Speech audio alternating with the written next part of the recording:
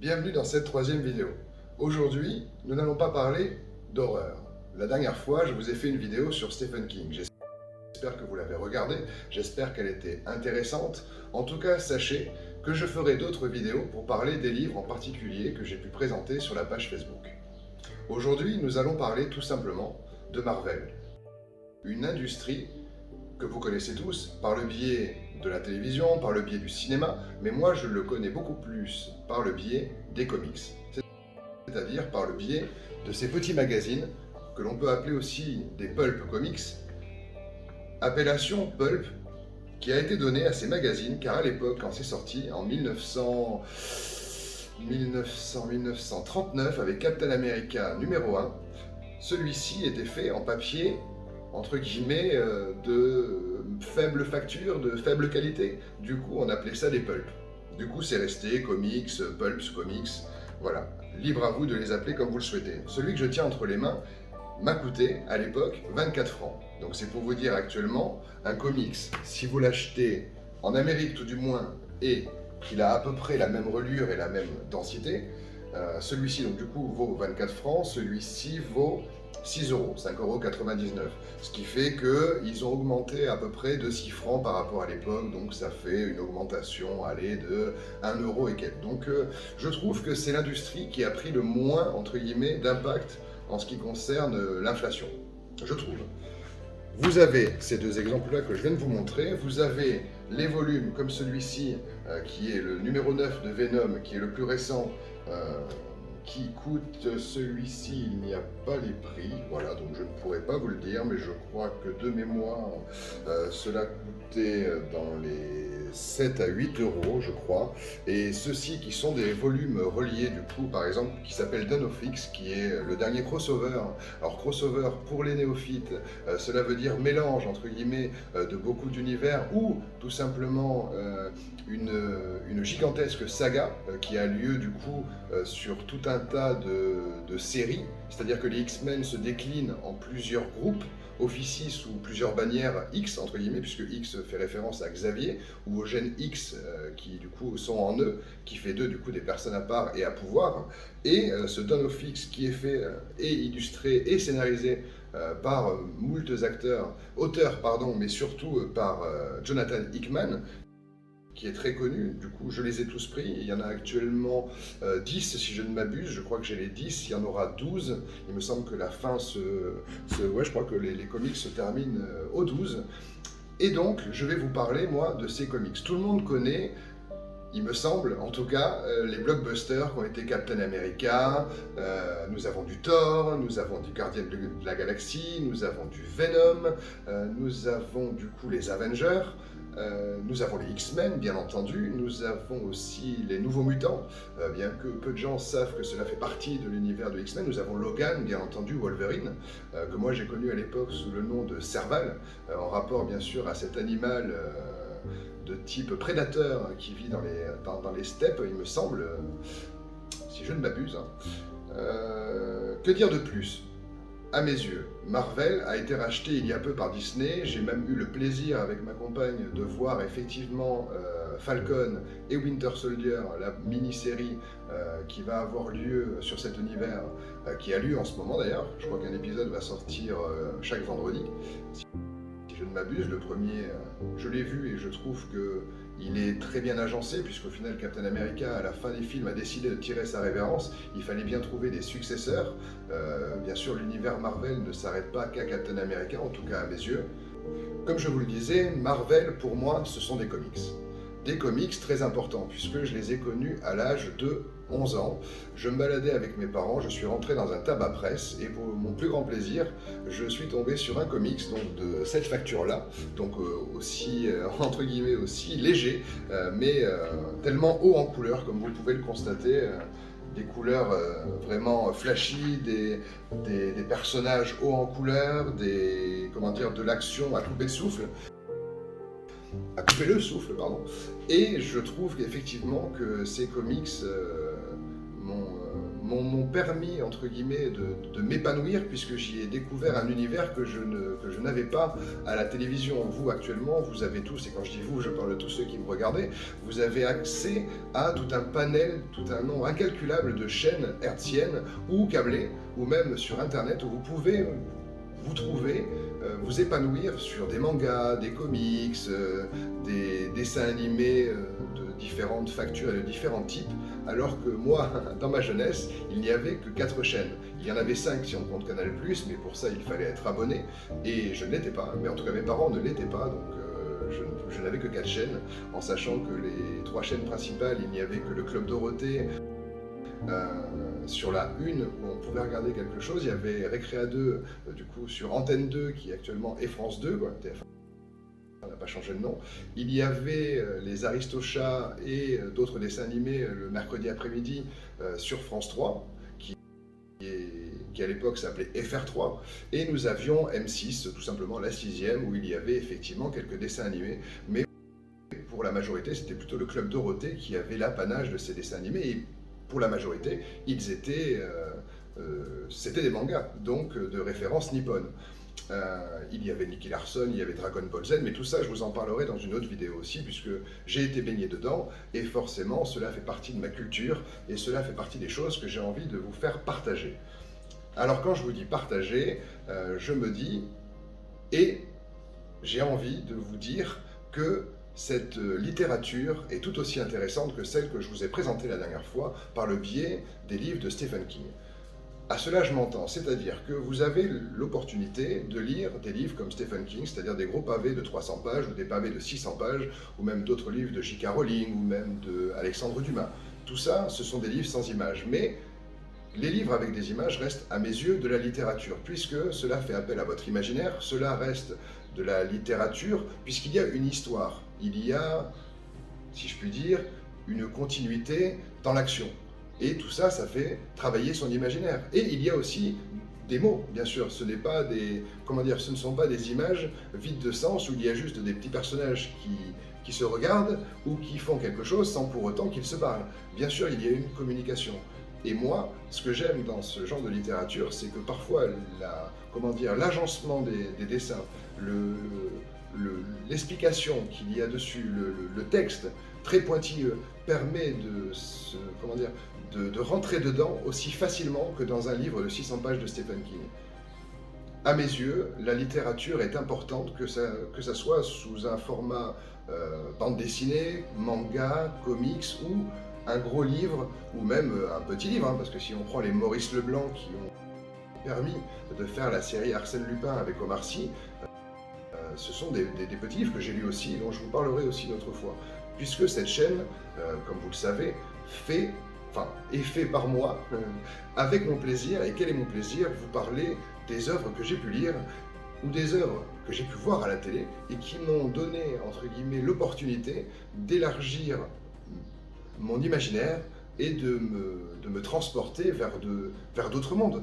C'est ça le but d'une histoire, c'est de partager quelque chose avec quelqu'un d'autre. Et ce quelqu'un d'autre, c'est l'auteur, le scénariste. Et l'avantage dans ce genre de produit, parce que ce sont bien des produits, entre guillemets, hein, c'est bien que ce soit des œuvres aussi. Moi, à mes yeux, je vois plus ça comme une œuvre d'art, puisque je trouve que les histoires sont sensationnelles, les dessins sont sensationnels, le packaging, et surtout la facilité avec laquelle on peut l'emporter avec soi, où que ce soit, et se dire, voilà, j'ai ma petite histoire, ma petite aventure. Bon, bien sûr, c'est toujours trop court à mon goût, mais oui, je me retrouve parfaitement dedans. Je le feuillette en plus avec vous.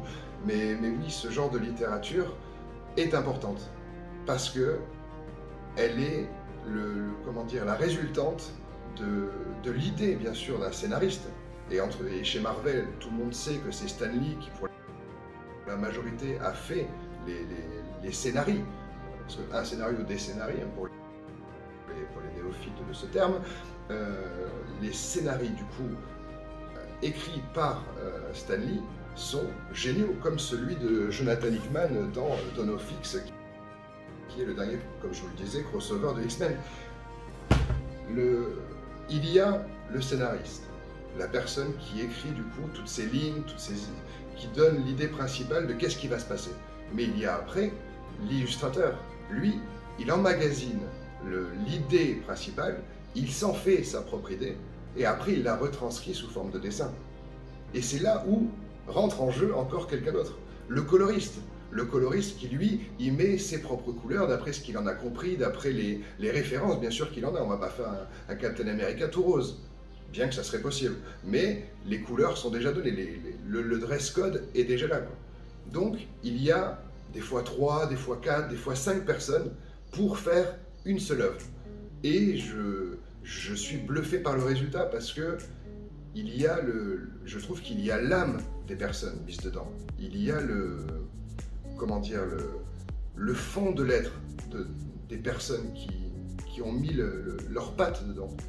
C'est quelque chose quand même de bouleversant. Moi, ça fait 40 ans enfin j'ai 40 ans, ça fait 40 ans que je suis sur cette terre et ça fait à peu près 34 ans, sans me vanter, 34 ans que je lis des livres, quels qu'ils soient, que ce soit des mangas, des comics, des œuvres littéraires, quelles qu'elles soient, des romans, hein, science-fiction, drame, romance, peu importe ce que vous voulez. Donc j'en ai lu, et à chaque fois je suis étonné et je suis bouleversé par le fait que la création puisse encore trouver sa place justement aujourd'hui. Aujourd'hui, on parle tout le temps des créateurs sur YouTube, des créateurs sur Facebook, des créateurs de ci, de là, mais à la base, il y a quand même ces créateurs de littérature, ces gens qui permettent à des gens comme moi, et comme vous, je l'espère, de vivre des aventures sans pour autant avoir besoin d'avoir un écran sous les yeux, quoi. Sans pour autant avoir besoin de cet éclairage persistant devant les yeux qui nous dit, voilà, vous allez pouvoir avoir quelque chose qui va occuper votre cerveau. Non, là, c'est vous-même qui vous choisissez ce que vous voulez. Et dans l'univers Marvel, vous avez un choix incommensurable. Ça fait 80 ans que Marvel existe, 80 ans. Au début, c'était absolument pas Marvel. Marvel n'était absolument pas ce que l'on peut connaître. Marvel, c'était Timely Comics. Timely Comics, c'était des petits comics qui visaient la science-fiction, le western, qui avaient tout un panel de littérature. Après, on est passé à Atlas. Puis, il y a eu ce code, ce code qui a été fait parce que justement, il y a eu un psychiatre, un pédopsychiatre qui a dit les comics, c'est très mauvais pour la jeunesse, ça leur inculque des mauvaises choses. Mais c'est ce qu'on a dit pour Internet, c'est ce qu'on a dit pour les jeux vidéo, c'est ce qu'on a dit pour Twitch, c'est ce qu'on a dit pour YouTube, c'est ce qu'on a dit pour tellement de choses. Et pourtant, ils en sont sortis grandis, puisque de nos jours, Disney, qui faisait à la base, Monsieur Disney, qui faisait des dessins pour les enfants, a racheté Marvel, ce qui veut dire quand même que de nos jours, Marvel est rentré dans le collectif mondial. Alors qu'à une époque, il y a eu l'âge d'or en 1940, puis en 1950, comme je vous disais, le marcartisme qui du coup a empêché l'évolution réelle des comics, puisque on a voulu quelque chose d'un peu plus prude, d'un peu plus, arrondi au niveau des angles, de quelque chose que tout le monde, de l'acceptable, voilà. Alors que de nos jours, l'industrie Marvel n'est plus ce qu'elle était. Les super-héros sont hauts en couleur et maintenant on peut les voir au cinéma. Chose que moi j'affectionne particulièrement. Je vous disais tout à l'heure, effectivement, il ne faut pas rester des heures devant la télé. Et encore moins les enfants. Si vous regardez, moi je sais que j'en ai. Et oui, je sais aussi que mes enfants vont regarder cette vidéo. Et je leur redis par ce biais-là, il ne faut pas tout le temps être collé le nez à des écrans. Je leur dis sans arrêt, je dois passer pour un bourreau, pour un monstre, pour quelqu'un de rétrograde, mais j'ai été élevé, effectivement, comme je vous le disais, à une époque où il y avait 4 chaînes. Et effectivement, maintenant, vous en avez plus de 200, 300. Mais à quoi ça sert? À quoi ça sert? Vous avez un livre, vous avez 80 années d'histoire que vous pouvez trouver, donc 80 années d'histoire, ça je le tire de ce livre. Alors je le mettrai en lien si jamais j'arrive à retrouver bien sûr, le lien vers ce livre-là, parce que je ne sais pas si il a été réédité. Il est sorti, il me semble, pendant la première période du confinement, c'est-à-dire au mois d'avril-mai l'an dernier, en 2020. Donc je ne sais pas si d'ici là, depuis ça a été réédité, donc je chercherai, je vous le mettrai, mais en tout cas, Pourquoi je dis que c'est historique? Parce que la mémoire collective, c'est important. Et les comics, comme les livres, comme certains livres d'histoire, permettent de raviver cette mémoire. Et Marvel, Timely Comics, Atlas, peu importe la dénomination qu'ils ont eue, tous ces, tous ces éditeurs ont permis de montrer au monde ce qui se passait. Parce que 1940, la guerre, nazisme, Hitler. 1940, Captain America numéro 1, nous voyons Hitler sur la première de couverture. Pourquoi? Parce que Captain America, la puissante Amérique, botte le cul de ce dictateur nazi. Voilà, tout simplement. Il y a quoi après? Captain America revient en 1954 de mémoire parce que le communisme a un essor tel qu'il faut que, une puissance puisse venir en aide à l'Amérique pour empêcher ce communisme d'avoir un essor mondial. Nous avons quoi? De nos jours, j'ai lu une nouvelle, j'ai lu un post sur Facebook, alors après, c'est toujours à prendre, bien sûr, avec des pincettes, puisque je ne l'ai pas encore entre les mains, je n'ai pas encore pris la peine de le chercher, puisqu'il va sortir en Amérique dans un premier temps, mais LGBT, c'est un mouvement que vous connaissez tous, qui parle justement de toutes les personnes lesbiennes, gays, transgenres. Captain America va être dessiné à ce goût-là, afin de montrer à tout un chacun et à montrer à cette jeunesse que, effectivement, ces personnes-là existent et font partie du monde dans lequel nous vivons, quoi. Comme Black Panther a été, entre guillemets, le point d'orgue, le point sur la table pour dire, voilà, arrêtons le racisme en Amérique.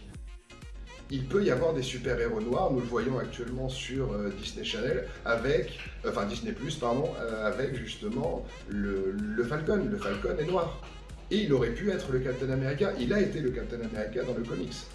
Obama a été président, donc, et en plus dans les comics. Donc, il a été dans la réalité et dans les comics, comprenons-nous bien, je suis au courant aussi de ça. Mais tout ça pour dire que les comics sont le reflet d'une réalité que peu de gens connaissent. Les X-Men ne sont pas nés par hasard. Les X-Men sont nés pour montrer justement que les gens différents ne sont pas pour autant des gens que l'on doit repousser, quoi. Donc, Black Panther, les X-Men, nous avons Captain America qui se bat contre le nazisme, qui se bat contre le communisme, nous avons les mouvements LGBT, encore cette année, nous avons j'imagine que le Covid, tout ça, toutes ces maladies, tout le fait que des puissants ne savent pas gérer les choses, et ça c'est prouvé, je veux dire, le monde dans lequel nous vivons n'est pas le plus adéquat et n'est pas des mieux gérés. Et les comics permettent justement de pointer du doigt ces travers-là. Et non content d'avoir une histoire merveilleuse avec des super pouvoirs, avec des personnages incarnés vraiment de pied en cap poussés par un patriotisme, par un héroïsme sans borne, ces personnages-là vous montrent effectivement les travers qu'il peut y avoir dans la société actuelle. Donc je trouve intéressant de lire ces livres, parce que cela augmente l'imagination, cela permet d'avoir du vocabulaire, puisque c'est ce qui manque cruellement à la génération d'aujourd'hui, et je le vis au jour le jour avec mes enfants, et avec les enfants que je côtoie, ou même avec les personnes que je côtoie, ou même les gens que je croise. Il y a une certaine lassitude de l'apprentissage. Et je me dis, si par le biais de cette chaîne, par le biais de ces comics, par le biais de ces différentes littératures, je peux redonner goût à certains de se détourner des écrans, ou en tout cas de le voir d'une manière différente, je pense que j'aurais fait quelque chose de bien. Et je vous conseille du coup, après vous avoir présenté Stephen King, après vous avoir présenté tout un nombre de livres de lui et de films qui ont été tirés de son univers pendant cette semaine, maintenant je vous propose du coup un petit panel de comics au fil de la semaine. Donc sur Facebook, je vous présenterai un petit panel de comics de mon cru qui à mes yeux méritent d'être lus. Après ils ne sont pas forcément tous trouvables puisque je ne sais pas si effectivement, moi j'ai une bonne collection puisque je les collectionne entre guillemets, je les garde précieusement depuis que j'ai 11-13 ans, mais il se peut qu'il y ait des livres qui effectivement ne sont pas réédités, donc vous pouvez peut-être les retrouver sur Rakuten, sur des sites comme Price Minister, mais en tout cas, voilà, je vais essayer de vous mettre des petits liens. Après, il y a des histoires modernes que l'on peut retrouver, il y a des volumes reliés, donc tout ça, j'essaierai de vous le mettre en lien, ou en tout cas de vous mettre des liens vers des moteurs de recherche qui vous permettront d'étayer justement votre bibliothèque et d'augmenter la littérature que vous avez. Donc j'espère que cette vidéo vous aura plu, j'espère que vous avez pu voir effectivement tous ces petits livres, de quoi nous sommes passés à l'époque du franc où moi j'étais jeune, à une époque du coup beaucoup plus moderne, où pour autant, comme on peut le constater, le plaisir, moi à mes yeux, reste le même au niveau dessin, au niveau présentation, enfin rien n'a disparu de ce plaisir, de mon âme d'enfant que j'avais. Voilà, donc j'espère vous avoir partagé ce plaisir, j'espère que vous l'avez ressenti. Moi en tout cas, ça m'a fait plaisir de vous faire plaisir, donc j'espère vous retrouver bientôt pour une nouvelle vidéo. N'hésitez pas à liker, bien sûr, n'hésitez pas à partager, n'hésitez pas à en parler entre vous, n'hésitez pas à chercher sur Internet par vous-même les différents comics qui peuvent exister. Et je vous retrouve dans une prochaine vidéo. En attendant, partagez cette vidéo comme je vous l'ai dit. Et puis à bientôt!